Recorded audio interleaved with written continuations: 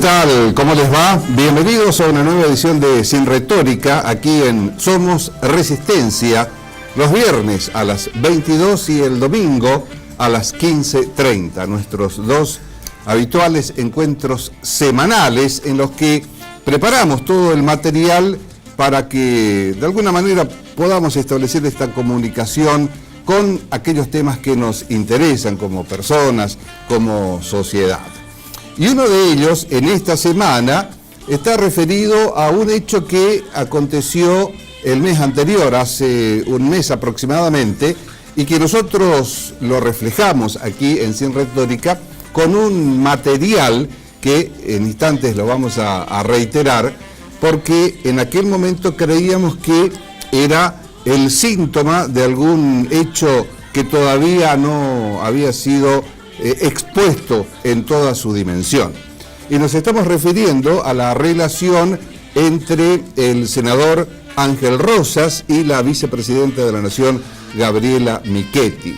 Pero antes del desarrollo de lo que nosotros hemos pensado, analizado sobre ese tema, le proponemos ver el material que fue extraído de la grabación de la sesión de la Cámara Alta del 23 de agosto. Veamos este material, recordémoslo. Rosas. Es para plantear una cuestión de privilegio, señora Presidenta. ¿Sobre qué tema? Bueno, si me deja hablar se va a enterar en el camino. Si me deja hablar no se va a enterar. Para autorizarlo, prefiero que me diga sobre qué tema, porque no quiero tener una discusión. No sabía que tengo que confesarme primero. Yo lo hago a veces en la iglesia, hace muchos años que no lo hago. Senador Rosas, sí. El senador Pinedo hizo lo que debía hacer. Cuando levantó la mano. Ustedes son más prolijos que nosotros. Bueno, listo. Entonces, si es por el mismo tema, no lo voy a conceder, porque si no somos... Pero yo he sido aludido. Si no somos soy correctos. Representante del Consejo de la Magistratura. Bueno, y en la Comisión de Asuntos Constitucionales tendrá la posibilidad de tratar el tema. Muchas gracias. Si usted cree que usted es la dueña está equivocada. No, tengo la facultad de autorizar o no. No tiene ninguna facultad. No. Sí. La facultad de dirigir, no es resolver. Está equivocada, pero dejémoslo para otro día. Pero usted sabe que no se puede contestar.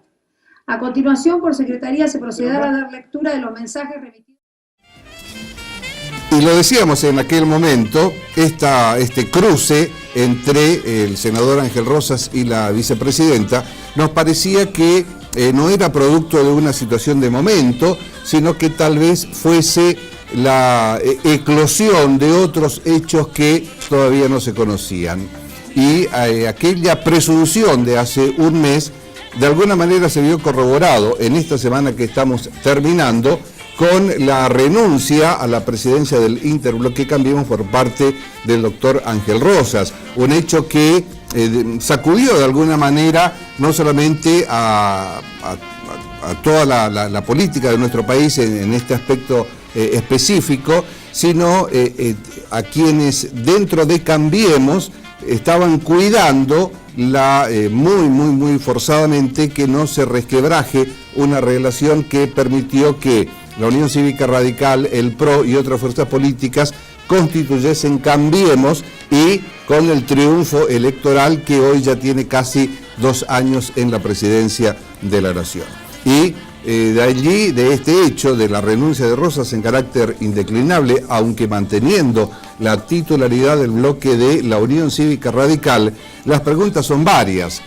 ¿Por qué se da a poco menos de un mes de unas elecciones generales en la Argentina en cuanto a la elección de diputados nacionales en el caso de la provincia del Chaco, y qué repercusiones tendrá aquí en nuestra provincia si es que se confirma, hasta el momento está en forma indeclinable esa renuncia? Decíamos de qué manera se podría dar algún tipo de consecuencias, de qué manera, tensando la relación entre la UCR y el PRO, que recordemos ya en su momento tuvo algún pico de máxima tensión con el armado de las listas, con el dejar afuera a los representantes del PRO, que llevaron inclusive a una medida judicial. También queda por verse cuál será la actitud de toda la Unión Cívica Radical, que en poco tiempo tendrá una reunión cumbre a nivel nacional cuando se están por cumplir el 50% del mandato presidencial de Cambiemos. Tendrá un correlato mucho más fuerte, mucho más grave, si se quiere, para la relación entre UCR y PRO. Todavía queda por verse, aunque hasta el momento, por lo menos en lo que estamos haciendo este análisis y este comentario, todo hace suponer que no tendrá marcha atrás. Es lo que queríamos comentar porque indudablemente es un hecho que asombró a la mayoría, o por lo menos lo tomó desprevenido. En el próximo bloque, aquí en Sin Retórica, estaremos con un experto en agrotóxicos, es investigador del CONICET, de la Universidad Nacional del Nordeste, y nos estamos refiriendo al doctor Raúl Horacio Lucero, a quien le preguntaremos estos temas referidos a los agrotóxicos, a los peligros para la salud de la población, qué se está haciendo, si se tiene conciencia del tema y todo aquello que de una u otra manera podamos hacer nosotros como ciudadanos en nuestro quehacer cotidiano. Antes de la charla con el doctor Lucero y de nuestra primera pausa, le proponemos recordar la semana que hemos transcurrido en las siguientes imágenes.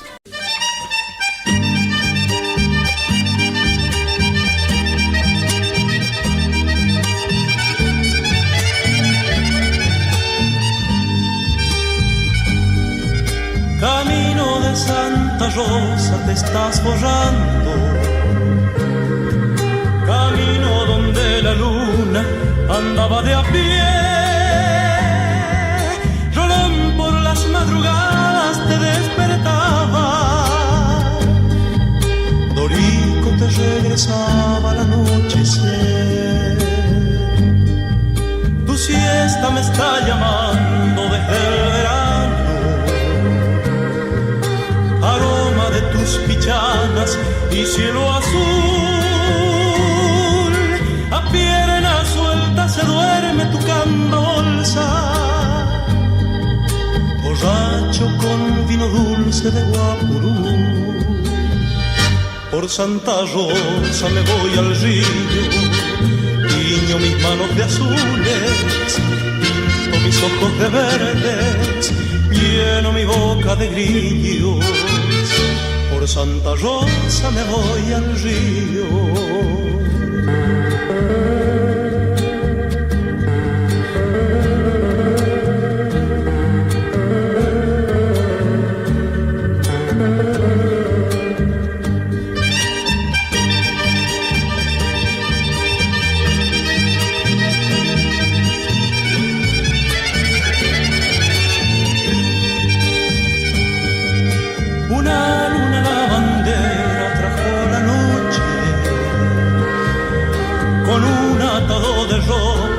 Para lavar una luna lavandera está de cuclilla.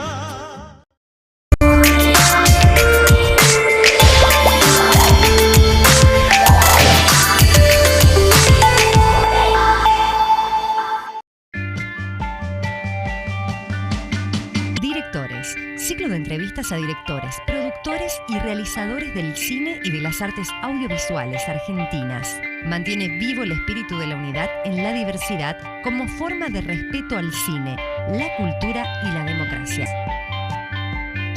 Por Somos Resistencia.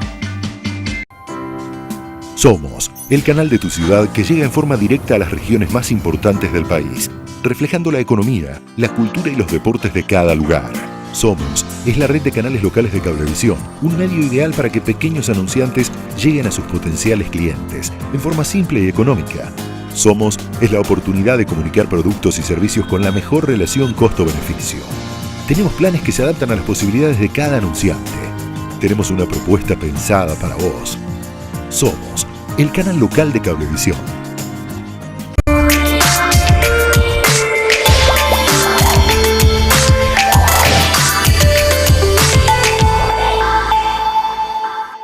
Inicio del programa, hoy con nosotros el doctor Raúl Horacio Lucero, es de la Universidad Nacional del Nordeste, investigador del CONICET y con un amplio currículum. Nunca estuvo con nosotros, es la primera vez y por supuesto el agradecimiento de acompañarnos en nuestro espacio. ¿Qué tal, doctor? ¿Cómo le va? Muy buenas tardes, estoy muy agradecido que me hayan invitado. Es, dije bien, ¿no? Investigador del CONICET. En realidad no soy investigador del CONICET, estoy colaborando con el investigador del CONICET, pero soy investigador por el Ministerio de Ciencia y Tecnología de acá de la Universidad del Nordeste. Un departamento que, de acuerdo con lo que uno puede enterarse y ver, está funcionando bien y tiene un prestigio bien ganado, no solamente en la zona, sino también en el país, ¿no? Sí, fundamentalmente el instituto donde yo trabajo, que es el Instituto de Medicina Regional, tiene un staff de investigadores que tienen muy buena producción científica y que son referentes en enfermedades infecciosas principalmente, pero también estamos trabajando en la parte de medio ambiente con estos temas de agroquímicos hace un tiempo ya, y bueno, por eso es que nos consultan bastante seguido de otras partes. Nuestro interés está dado o estuvo dado en su comienzo por la información, la noticia de hace 2-3 semanas aproximadamente, tal vez un poquito más, de una nena en Burucuyá, en Corrientes, quien falleció presuntamente por haber consumido una mandarina de un campo que también presumiblemente estaba envenenada, ¿no? ¿Fue así, doctor? ¿Qué se supo más de ese tema? Sí, la información que yo tengo, que no es la información oficial, en la información oficial lo único que se sabe hasta el momento es que luego de la autopsia que le hicieron a la nena, encontraron un carbamato que se llama furadán, que es un plaguicida sumamente tóxico, uno de los más tóxicos que hay, y que está prohibido para la comercialización en Argentina. Con lo cual es muy preocupante porque se encuentra eso en el cuerpo de la persona que fallece por una intoxicación aguda que lo lleva a la muerte. Entonces le hacen el estudio de autopsia y se observa de que existe ese plaguicida que está prohibido, entonces allí empiezan un montón de cuestionamientos, ¿no? En principio, lo que yo sé hasta el momento es que no pudieron hablar con el dueño del campo y que los empleados relataron de que lo que se encontró eran mandarinas que habían sido inyectadas con este producto justamente para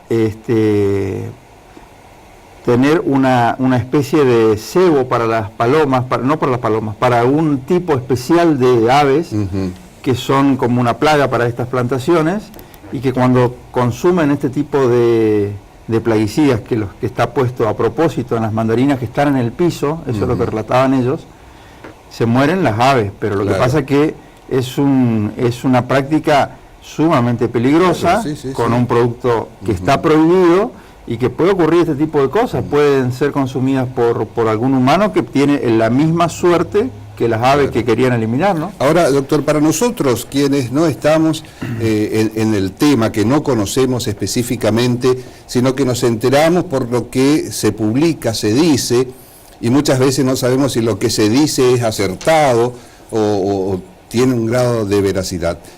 ¿Hay plaguicidas que están autorizados a ser utilizados? Sí, por supuesto. Y hay otros que no.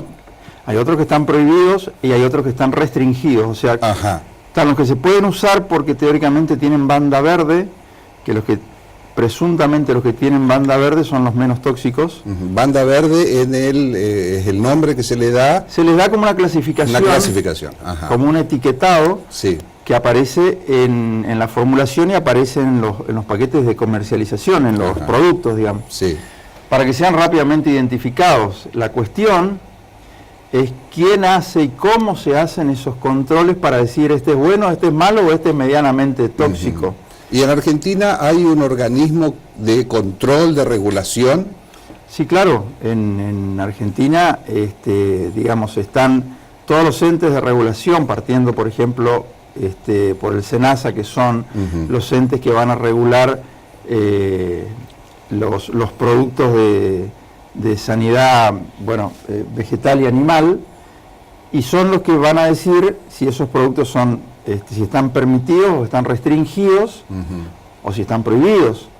El tema es de que así todo, existiendo esa restricción, hay productos que nosotros sabemos que se comercializan, y inclusive se comercializan quizás no por las vías hay un mercado negro. Hay un mercado negro de plaguicidas, se venden, por ejemplo, en Paraguay, que los pueden conseguir a los que están prohibidos en Argentina, y los mismos se aplican. Se sabe que se aplican, porque uno después le hace, digamos, los análisis toxicológicos a algunos productos, como lo que está haciendo Damián Marino en la Universidad Nacional de La Plata, que está encontrando plaguicidas que fueron prohibidos ya hace algunos años en vegetales, en cítricos, inclusive hasta en algodón. Eso ha sido un motivo de preocupación. Él, haciendo un estudio en el cual tenía que evaluar un producto que no esté contaminado, fue y compró el algodón de las gasas, o mejor dicho, compró gasa y compró algodón estéril en la farmacia para tener nosotros le llamamos un producto control, o un producto testigo, que no tiene que tener nada. Él lo usaba como un control negativo, digamos, así lo llamamos nosotros. Y resulta que en el control, que no tendría que haber nada, él encontró glifosato, que es un herbicida que se utiliza mayormente con los productos transgénicos. O sea, que ni hablar de los que están prohibidos, y más de los restringidos, ¿no? Pero de los permitidos, eso no garantiza que no sean mal utilizados también. Bueno, esa es otra cuestión. Es otra historia, pero que también forma parte de la misma problemática, ¿no? Y sí, y esa es una parte de la problemática muy importante, porque eso ya queda, digamos, por el buen criterio y las buenas prácticas que puede tener el productor. Claro. Lo que pasa es que hay muchas cosas acá asociadas. Una es el desconocimiento muchas veces de los mismos productores, que no conocen absolutamente el producto que van a poner, y por otro lado, que si a uno le están diciendo que ese producto es de banda verde, que se puede aplicar sin restricciones, y por otro lado sale, como salió la Organización Mundial de la Salud, a decir de que era un producto probablemente cancerígeno en humanos. Entonces, hasta que se hacen todas las reevaluaciones de ese producto y se le cambia el etiquetado, que pase de banda verde a una banda roja, por ejemplo, si es cancerígeno, pasan muchísimos años. Y se sigue utilizando. Se sigue utilizando, pasan muchos años, y toda la población que estuvo expuesta en ese tiempo, van a pasar estas cosas, van a empezar a aparecer algunas patologías, como en algunos pueblos donde están denunciando el aumento alarmante de enfermedades neoplásicas, de cáncer, en poblaciones enteras, como por ejemplo Basavilbaso, o en poblaciones del área productiva de Santa Fe, donde están apareciendo a través de relevamientos que está haciendo la Universidad Nacional del Litoral, y están haciendo campamentos sanitarios, se llaman, donde ellos se sitúan en ese lugar y durante 3 o 4 días hacen relevamientos epidemiológicos a los pobladores de allí. Y están viendo que en cada familia hay 1 o 2 enfermos de cáncer. Eso no es normal. Claro. ¿Hay industria argentina de agrotóxicos, de plaguicidas, o son todas de empresas extranjeras? De extranjeros con radicación acá. Sí, de las dos cosas. Ajá, de las dos. Sí. ¿Y hace cuánto se comenzó a utilizar masivamente los agrotóxicos en la Argentina, o por lo menos en nuestra zona? En realidad, desde que terminó la Segunda Guerra Mundial, las mismas empresas que producían armas químicas y que te las usaban, por ejemplo, en la Guerra de Vietnam se usaban los herbicidas cuando había que combatir los campos en los cuales estaban escondidos los vietnamitas. Los norteamericanos aplicaban herbicidas desde los aviones. ¿Para qué? En este caso eran defoliantes. Lo que hacían era liberarse de las hojas de los árboles y poder ver desde los aviones dónde estaban escondidos el enemigo. Cuando terminó la guerra, estos soldados volvieron a Estados Unidos y empezaron a advertir de que ellos mismos o en su descendencia empezaron a tener malformaciones congénitas. Entonces le hicieron juicio a las empresas, y eso figura, cualquiera lo puede ver en la web, existen los juicios a Monsanto, por medio de los cuales ellos decían, nosotros no sabíamos de la toxicidad de estos productos que nos hicieron usar y ahora resulta que tenemos alteraciones de malformaciones en descendencias primera o segunda generación después de que murieron ellos, ¿no es cierto? Y esos juicios existieron, ganaron muchos juicios de esos, pero lo que ganaron fue dinero, no ganaron calidad de salud y perdieron la vida de un montón de gente. Monsanto es la empresa, la palabra que aparece como el paradigma del envenenador mundial. ¿Es tanto así? ¿Cuánto hay de falsedad en eso? ¿Cuánto de intereses, doctor? No es la única empresa. No es la única. No es la única y debe ser la que más se nombra por volumen de ventas. Ajá. Pero existen un montón de transnacionales, de multinacionales, que producen este tipo de productos y que tienen igual o más toxicidad de las que vende Monsanto. El problema es un problema mundial por el hecho de que se están reevaluando un montón de productos porque la evaluación de la toxicidad de un producto químico de este tipo se hace en función de un parámetro que se llama dosis letal 50. La dosis letal 50 se hace un experimento en un laboratorio y de la población de ratones que se exponen, la dosis letal 50 es la que mata a la mitad de los ratones. Por eso se llama dosis letal 50. Lo que pasa es que ahí no se contempla lo que es la contaminación a pequeñas dosis en forma crónica, que es lo que está teniendo la población argentina. Porque la falta de regulación y la falta de controles, que generalmente son las que más problemas trae aquí en la Argentina, hace de que haya poblaciones enteras, y de hecho ha pasado con escuelas rurales, como apareció en un informe en C5N hace 2 del domingo, apareció un muy buen informe de todas las escuelas rurales que han denunciado la intoxicación de los chicos cuando salen al recreo, porque están aplicando productos sumamente tóxicos al lado de las escuelas. ¿Y eso se da en varias regiones del país, en alguna determinada, con algún tipo de plantación específica o en forma genérica? En general está muy vinculado a los productos transgénicos. Los productos transgénicos son productos que se usan en la actividad agrícola, que están relacionados a semillas que han sido modificadas genéticamente.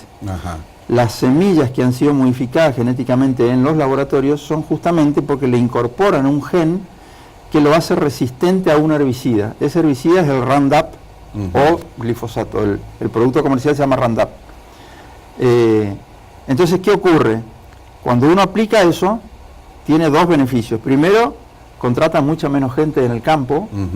Vos con una persona, con un avión y un GPS, estás manejando un campo donde antes trabajaba mucha gente. Aplicando el producto. Por un lado es económico. Es económico. Todo es económico. Todo es económico. Porque te liberás de una mano de obra importante y de hecho por eso se están acumulando las villas de personas carenciadas en los cordones periurbanos de las provincias, porque se han quedado sin mano de obra en el campo. O sea, un éxodo interno, digamos, hacia las grandes urbes. Lo que estoy diciendo es que también es un problema social. Claro. Es un problema social muy grave que lo están estudiando también los sociólogos y los antropólogos para ver cuáles son las consecuencias de este modelo productivo de monocultivo. Entonces digo, por un lado es el problema social y por otro lado es el problema de toxicidad que tienen esos productos, porque vos cuando aplicás ese producto se muere todo lo que está alrededor menos la semilla modificada genéticamente. Entonces el que vende la semilla también te vende el agroquímico, por lo tanto es lo que se llama un paquete tecnológico. Los productores están de alguna manera muy asociados a ese sistema muy perverso de agricultura, porque vos tenés que comprar la semilla y tenés que comprar también el agroquímico. Claro. Y por otro lado, hay una letra chica que también apareció en los medios, que es que vos no podés, si vos comprás una semilla modificada genéticamente, vos de una campaña a la otra no podés usar la misma semilla si te quedó de una campaña anterior. Y es por eso el problema del mercado de la semilla y de los dueños de la semilla, que también está en el tapete hoy, está en mucha discusión, ¿no? Claro, porque empiezan a cobrar un impuesto sobre algo que, digamos, en general la naturaleza no es patentable.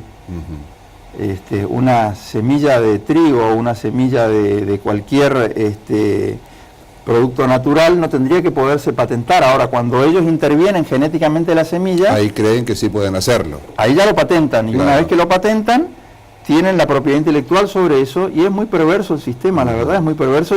Hay que leer lo que ha pasado en India. En India, por ejemplo, los productores han entrado en un sistema de suicidio masivo, porque no entran para poder para poder alimentar a sus familias, pero después el mismo sistema hace que ellos no puedan seguir pagando los agroquímicos y la semilla, y cuando ven de que su sistema ya no tiene ganancias para ellos, llegan a esos puntos. Empezaron a esa... Ahora, ¿ese modelo productivo se aplica en todos los países del mundo o en aquellos del tercer mundo, o los denominados eufemísticamente emergentes? Bueno, ahí es donde tienen mayor éxito lo que se llama la industria sucia. ¿A qué le llaman industria sucia? Son aquellas industrias que sacan un producto muy rentable, pero en el proceso de producción de ese producto tiene efectos colaterales muy dañinos para el ambiente de la nación que lo produce. Por lo tanto, ellos lo que hacen que es mandar esas industrias sucias, por ejemplo la industria del cuero, y usted sabe que ha habido muchos problemas aquí también en el interior de Santa Fe, con algunas curtiembres, que tienen un proceso de producción altamente tóxico, y el producto final da muy buena rentabilidad, pero ¿quién paga el costo en salud del proceso intermedio, digamos, de producción? El lugar donde se produce eso. Entonces ellos lo que hacen es mandan a hacer para producir eso, y después entra el producto terminado a su país. ¿Y eso generalmente se da, hablando del monocultivo, con todo tipo de monocultivo o con algunos específicos como la soja, por ejemplo, que está tan en boga hoy? Bueno, hoy por hoy más del 90% de los eventos que se están produciendo en Argentina son transgénicos, donde está inclusive hasta el algodón transgénico. Y por lo tanto, todo lo que sea transgénico, en muchos casos el transgénico puede ser, digamos, para incorporarle, que es lo que yo siempre hablo con la gente que hace transgenia, si vos estás incorporando el gen de la sequía, por ejemplo, eso es otra cosa. Porque si vos estás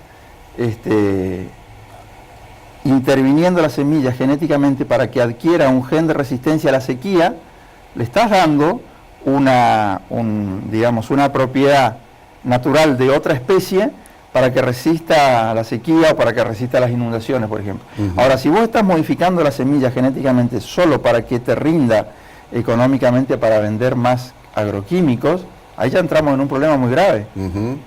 ¿Por qué? Porque eso es negocio para muy pocos y es contaminación para muchos. Porque además también con el tema del patentamiento y demás se arma el círculo vicioso, eso que de alguna manera casi inevitablemente va a llevar a la condena económica de ese productor en el tiempo, ¿no? Tal cual. ¿Puede darse eso? Sí, por supuesto. Y lo que está ocurriendo en todas partes del mundo, que usted me preguntaba si esto ocurre en otros países, en Europa hay países enteros, y dentro de algunos países hay algunas zonas en particular donde no entran los productos transgénicos, ni van a entrar porque está prohibido. Sí, está prohibido. Tiene una legislación muy férrea en lo que es la regulación de este tipo de productos, porque justamente ellos lo que están diciendo es de que este sistema muy perverso de producción es insostenible, no es sustentable en el tiempo.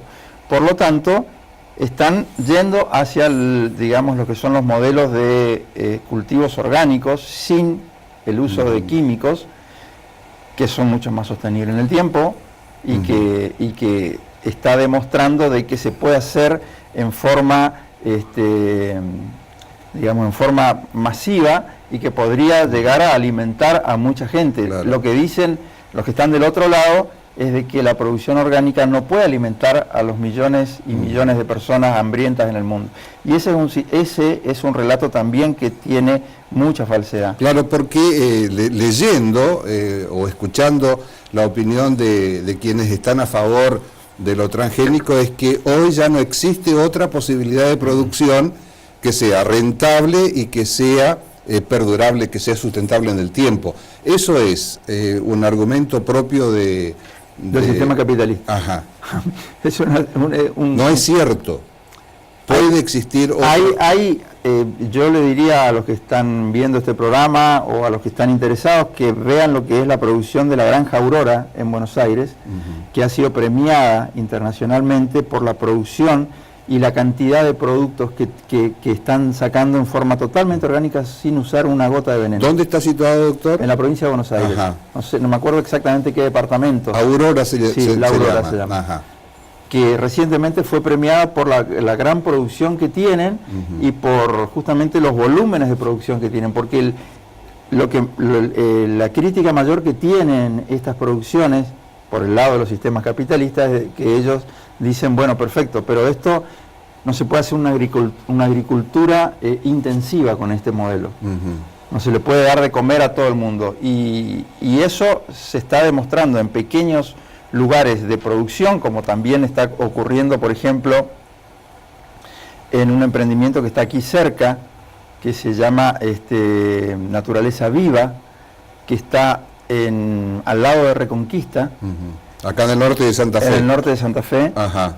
La granja Naturaleza Viva también es un ejemplo de cómo se puede producir en forma dinámica. Los desechos de una zona son utilizados en la otra parte de la granja para generar biocombustible, por ejemplo. Hay como un reciclado. Hay una rotación de todos los productos. Ajá.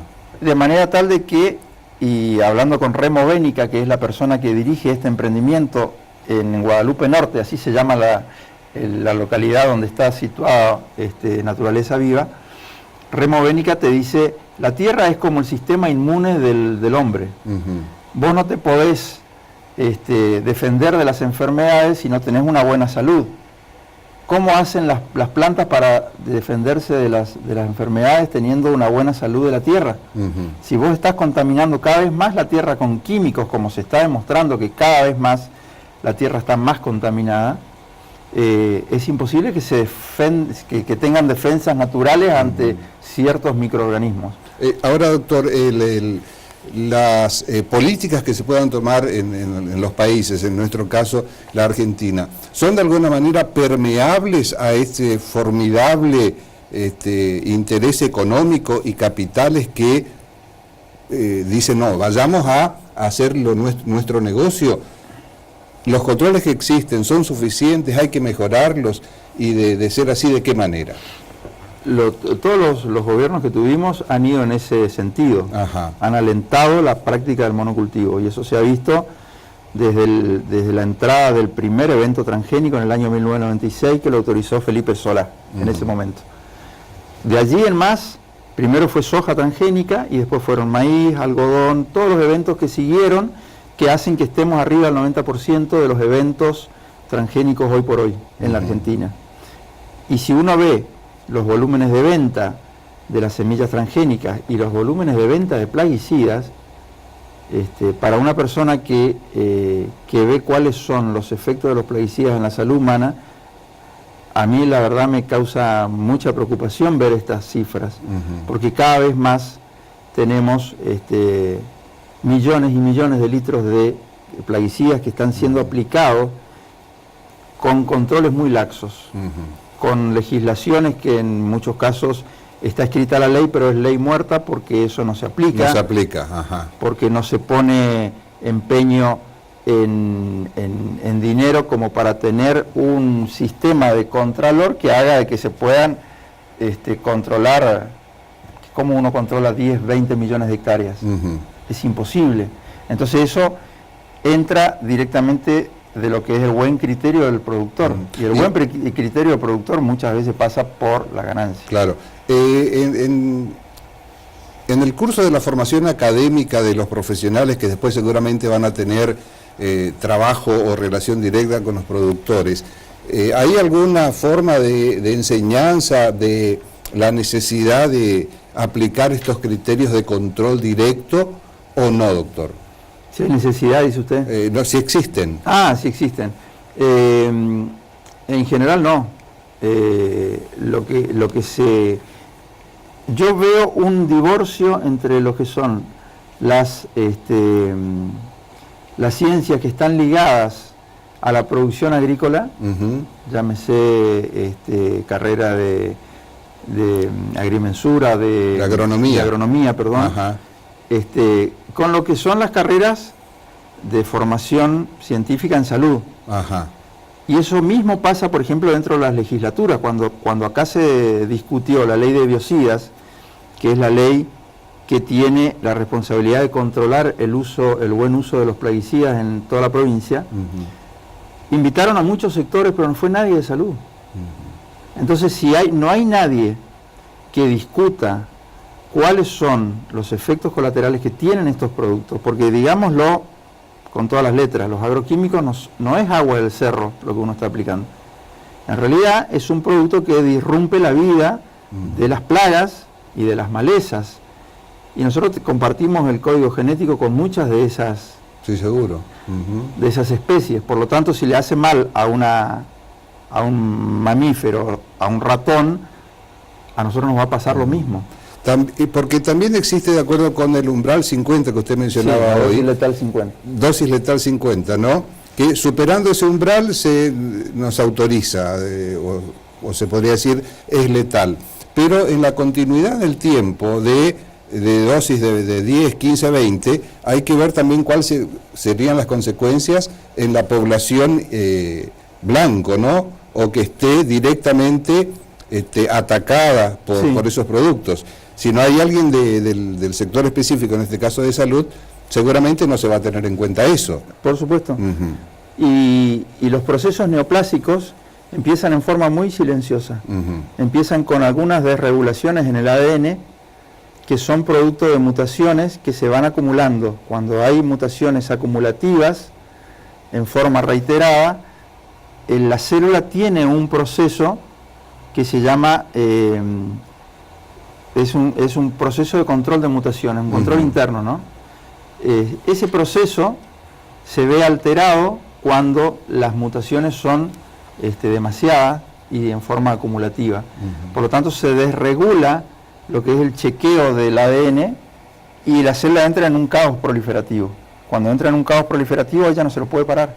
Entonces comienzan las neoplasias en diferentes tejidos o los procesos neoplásicos en la sangre, como son las leucemias, que es lo que se está viendo en forma muy preocupante en poblaciones que están expuestas directamente a los plaguicidas por el hecho de la vecindad a esas zonas, ¿no? Hablando de población expuesta, ¿existe un rango de distancia, podríamos decir, del lugar central donde se aplica hasta donde podrían llegar las consecuencias nefastas de los agrotóxicos? Por ejemplo, si uno está en, no sé, 50 o 100 kilómetros de un lugar, ¿es posible que de alguna manera afecte a las poblaciones más urbanas?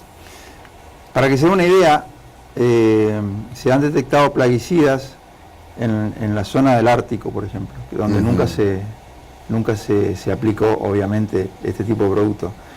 Y se han detectado plaguicidas que se aplicaban en Alemania, se lo han detectado en Groenlandia, por ejemplo, donde no se usaban esos plaguicidas. ¿Qué quiero decir con esto?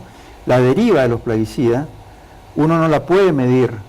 O sea, uno puede decir, como me dijeron algunos técnicos en este tema, me dijeron, nosotros podemos poner tarjetas en las cuales vamos poniendo tarjeta a los 100, a los 500 y a los 1000 metros, por ejemplo, y vamos midiendo después, cuando uno pone con el avión, uno puede medir qué cantidad de plaguicida queda adheriva a la tarjeta.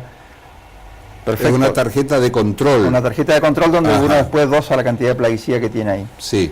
Y en base a eso, ellos dicen de que pueden controlar incluso con los sistemas que tienen ahora, porque eso yo lo escuché, de que pueden controlar incluso una gota de plaguicida puesta en una planta. ¿Eso es tanto así o no? Lo que pasa es que la realidad te dice otra cosa. Ajá. La realidad te dice que hay chicos en una zona de una escuela rural que está alejada 300, 400 metros de la zona donde están aplicando los plaguicidas y se intoxican y van al hospital, le sacan sangre y detectan, como han detectado en laboratorios de La Plata o de Mar del Plata, han detectado de que esos chicos tienen plaguicidas en sangre, en dosis bastante elevadas. Entonces a mí la realidad me está diciendo otra cosa. Las buenas prácticas agrícolas que ahora se han puesto a trabajar y mucho en eso, dice que ellos pueden regular y que eso queda, digamos, librado al buen criterio de los productores. Con lo cual, digamos, es bastante, si uno lo deja así, es como muy decir, laxo, ¿no? O sea, y es además, como decir, bueno, mirá, nosotros le vamos a dar cuáles son las normas y vos tratás de no robar, ¿viste? Si el Estado no interviene, yo no estoy diciendo que esto sea lo mismo, ¿no? No estamos hablando de un delito contra otro, que no se malentienda. Lo que yo quiero decir es que el Estado tiene que tener una acción de intervención muy fuerte para darle control a estas leyes que están escritas. Porque si no, obviamente, si a vos te dicen de que te venden un plaguicida, que cuando vos lo aplicás, tenés que aplicarlo 3 litros por hectárea, y resulta que vos aplicás eso y aparecen malezas, entonces empiezan a poner 6. Después, al tiempo, con 6 tampoco te alcanza, entonces empiezan a poner 10 litros por hectárea. Eso me lo cuentan los mismos productores, yo hablo mucho con los productores, porque yo necesito que ellos me cuenten cuál es la realidad de los campos. ¿Qué es lo que verdaderamente está sucediendo? Más allá Una de lo cosa es el relato, que claro, a vos te dicen cómo se hacen bien las cosas, y otra cosa es la realidad de lo que está ocurriendo. Porque aquí también es necesario hacer participar al Estado, ¿no? Porque muchos indican, defensores de aquello que el Estado debe ocuparse solamente de aquello que debe ocuparse, entre ellos está la salud. Y una forma de hacerlo es la prevención, que en este caso no se estaría haciendo, o por lo menos no de una manera muy efectiva. Y absolutamente no, porque los datos están mostrando otra cosa. Y aparte existe un principio que se llama principio precautorio en la legislación medioambiental. El principio precautorio dice taxativamente de que si vos estás aplicando un producto del cual no se conoce fehacientemente cuál es su toxicidad para la salud humana, hasta tanto se tengan los estudios que te digan a vos si es o no, así como están diciendo con el glifosato, por ejemplo, vos debés interrumpir automáticamente la aplicación de ese producto. Se tiene la obligación de hacerlo. Eso se llama principio precautorio. ¿Qué quiere decir eso? Si vos estás aplicando un producto hoy y dentro de 10 años demostrás que fue cancerígeno, ¿qué pasó con todas las personas que fueron expuestas durante esos 10 años? Ya se murieron. Ya tuvieron serios problemas de salud en el caso de no se hayan muerto. Entonces, el principio precautorio lo que hace es justamente prevenir ese tipo de tratar de cortar en el inicio de todo un proceso. Y aparte hay otro principio que te está diciendo que vos tenés que conservar el patrimonio genético de las generaciones que te van a seguir a vos. Claro. ¿Está? Eso es principio de sustentabilidad. Ahora, doctor, se escucha, se dice, se comenta que hay productos que son utilizados y autorizados a hacerlo en Argentina, pero que están prohibidos en otros países. Sí. ¿Eso es cierto? Sí, por supuesto, sí. Incluso un caso muy paradigmático fue el del endosulfán, que es un insecticida muy tóxico por la desregulación que producen las hormonas, por eso se llama disruptor endocrino, y ese endosulfán se prohibió en Argentina, pero se permitió la comercialización hasta tanto se termina el stock. Una cosa que no tiene absolutamente sentido. Si vos lo interrumpís, porque tiene serios problemas de salud. Ahí hay un problema seguramente de neto carácter económico. A alguien se le paga para que autorice eso. Bueno, eso no lo tengo que decir yo. Pero ya lo dijo usted. Pero un sentido común indica que eso estaría sucediendo, ¿no? Por supuesto. Por supuesto. Y por eso digo yo, no están interviniendo los organismos de salud, que son los que tienen que decir no ante el gran negocio que producen estos productos. nosotros tenemos que ponerle un coto hasta donde uno puede hacer un negocio con algo y si lo hace bien para la persona que lo hace. Pero cuando vos estás involucrando la salud de mucha gente, o de uno, claro, sí. aunque no sean muchos, es lo mismo que la muerte por desnutrición de una persona. ¿No es cierto? Son problemas demasiado graves para que estén ocurriendo y el Estado tiene que intervenir. Es que no tiene solamente un aspecto cuantitativo, ¿no? No dice, no, fue un solo caso, ¿no? Ya es suficiente con que exista uno. Ya es el tercer chico en Corrientes que se muere por la exposición a plaguicidas. O sea que eso está mostrando y demostrando que se están haciendo ese tipo de prácticas aquí en nuestra zona. Y eso lo sabemos porque se le hizo la autopsia a la nena. Claro. Pero si no, no lo hubiésemos sabido. No hubiésemos sabido qué tenía. Y en ese caso es un producto que está no solo restringido, está prohibido. Está prohibido. Y usted hablaba recién de, estamos en zona de frontera, con contrabando, con un mercado negro. ¿Es común el ingreso de productos prohibidos en Argentina desde Paraguay? Bueno, a mí eso no me consta, me lo han contado. Ajá. Pero sí se comenta que pasa. Ajá.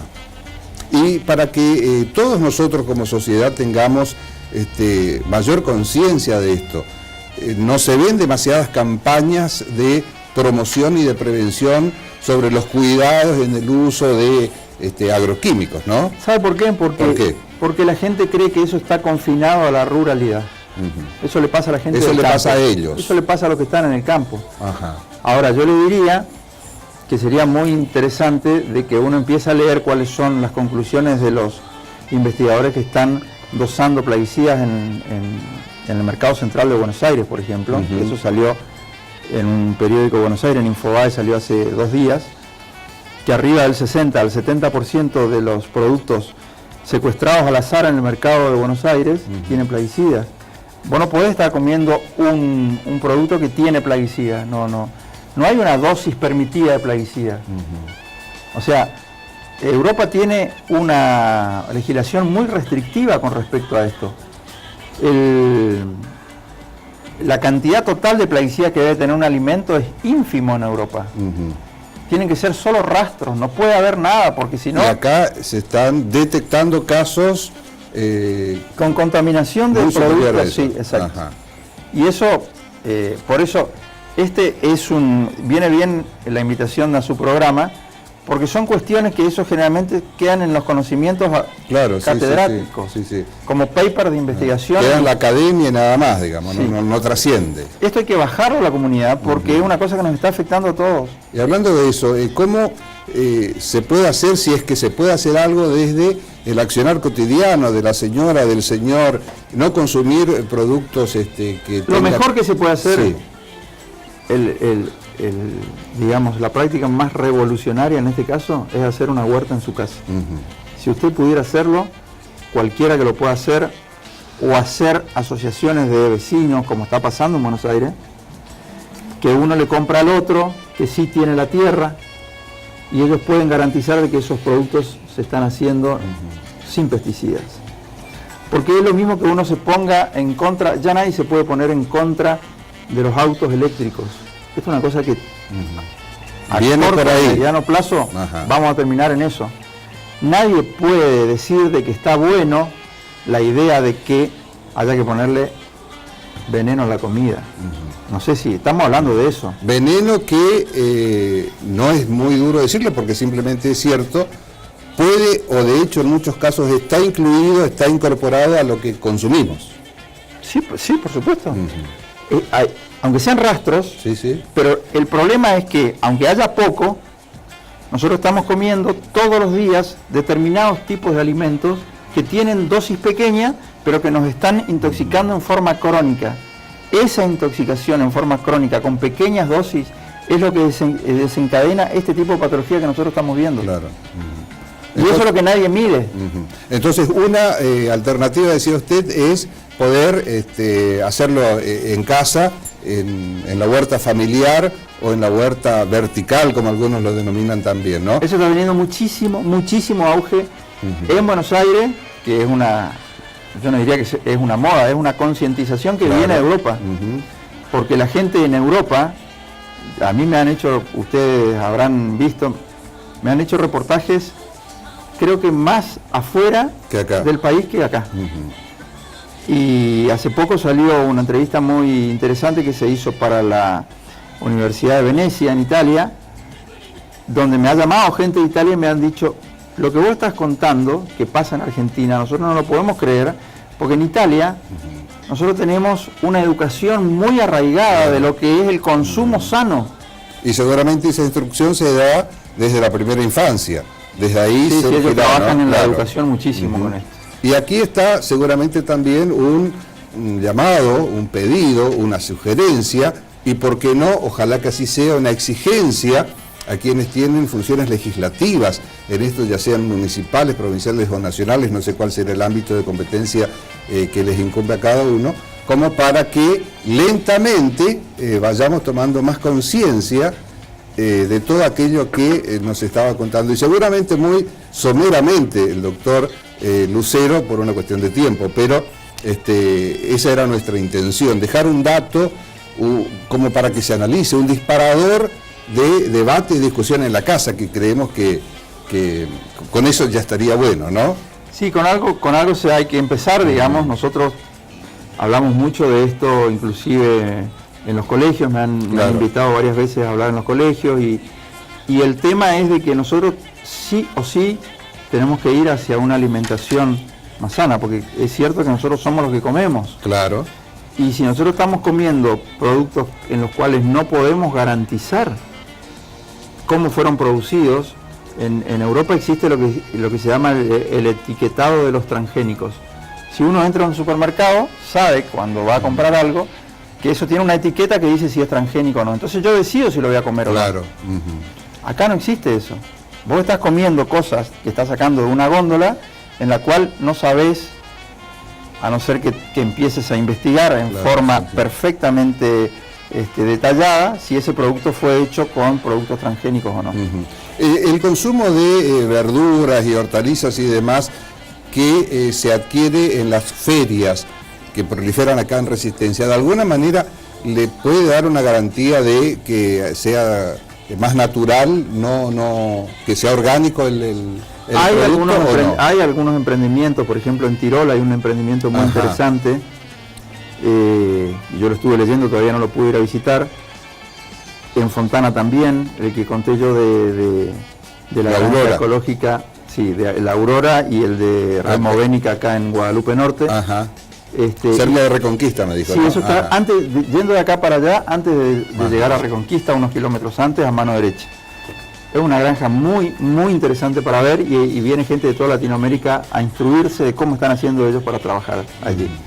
Estos emprendimientos te dan una luz de esperanza de que esto se puede cambiar, y que no siempre vamos a estar en manos de la gente que tiene una voracidad insaciable con el tema de las ganancias a toda costa, porque uno puede ganar dinero, como decía antes, pero hasta un cierto punto. Y la competencia, yo hablaba recién de las legislaciones municipales, provinciales o nacionales. ¿Dónde está centrado el poder de control, el poder de policía? ¿En la nación? ¿Las provincias tienen autonomía al respecto, doctor, o no? Sí, el Chaco tiene esa ley que yo conté, ley de biocidas. De biocidas, sí.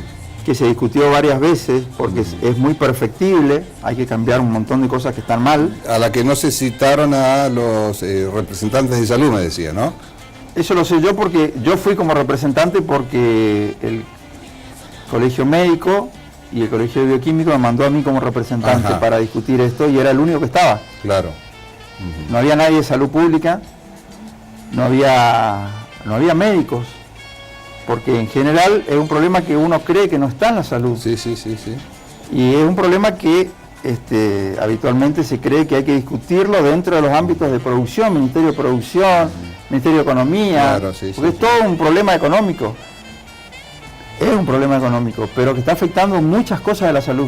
Y ahí seguramente, una vez más, la sugerencia a los legisladores que también se ocupen, no digo que no estén haciéndolo, que no lo hayan hecho, pero con más fuerza, con más ahínco, con más énfasis, porque está en juego la salud de la población, en definitiva, ¿no? Absolutamente. Doctor, le agradecemos muchísimo esta gentileza, este tiempo que tuvo con nosotros, y bueno, creemos que con un disparador, con un dato que se haya contribuido al análisis, en algo hemos ayudado en esto, pero hace falta mucho más, ¿no? Hace falta mucho más y hay que tener una multiplicidad de voces, por eso siempre yo digo, yo mucho tiempo me guardo y trato de hacer unos periodos de silencio importantes de manera tal de que los que hablen sean otros y no seamos siempre los mismos, porque si no es muy fácilmente atacable una sola persona. Ahora si vos decís, bueno, hay pueblos enteros que están denunciando esto, hay universidades enteras que están haciendo estudios sobre esto y hay médicos que se están poniendo al hombro esta lucha en diferentes pueblos, bueno, ahí cambia la cosa. Y encima, que no nos vengan a contar desde afuera lo que está pasando en el país, como las épocas más negras de la Argentina, donde nos tuvieron que decir desde afuera que estaba desapareciendo gente. Porque en esto siempre hay una cuota de silencio muy grande y hay montado un sistema de complicidad muy grande. Entonces, yo me sorprendo del interés que tienen los medios de afuera, de otros países, para hablar con la gente que sí habla de esto acá. Y es justamente porque ellos están comprando nuestros productos y quieren saber cómo se produce y están teniendo estos problemas en Europa. Doctor, muchas gracias. No, por favor, a sus órdenes. Doctor Raúl Horacio Lucero, con nosotros aquí en Sin Retórica, con un tema que prometemos retomarlo y ampliarlo en próximas ediciones por la importancia que tiene. Ya volvemos.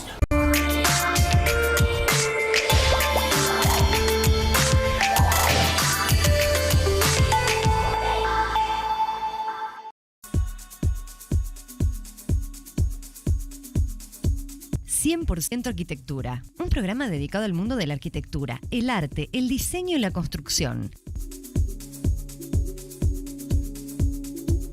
100% Arquitectura con la conducción de la arquitecta Edith Pellegrini. Por Somos Resistencia.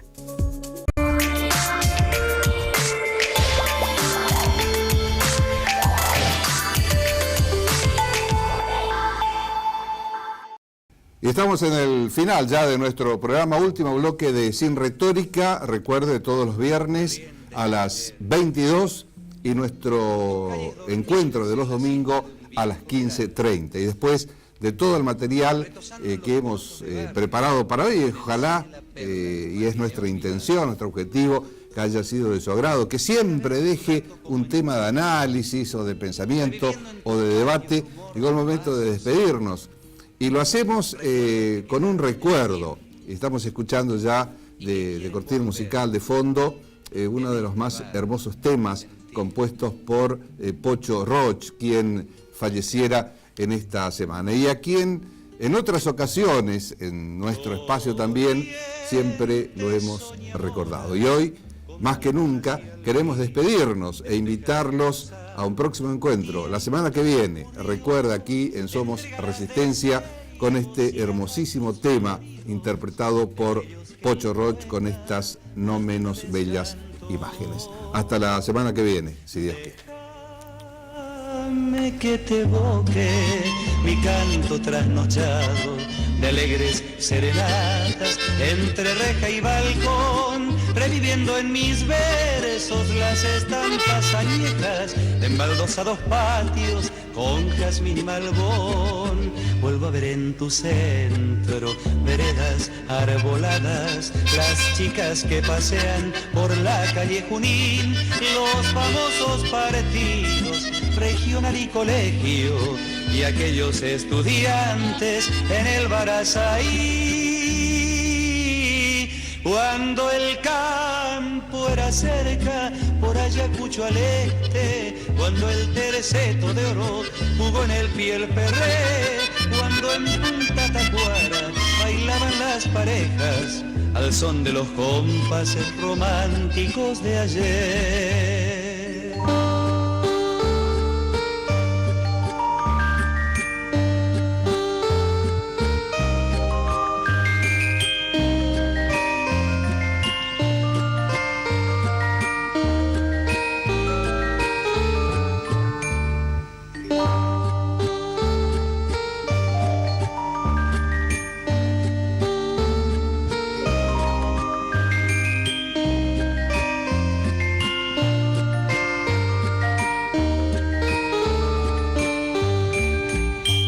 Recuerdo aquellos tiempos de los años que fueron, los bailes en el viejo salón monumental.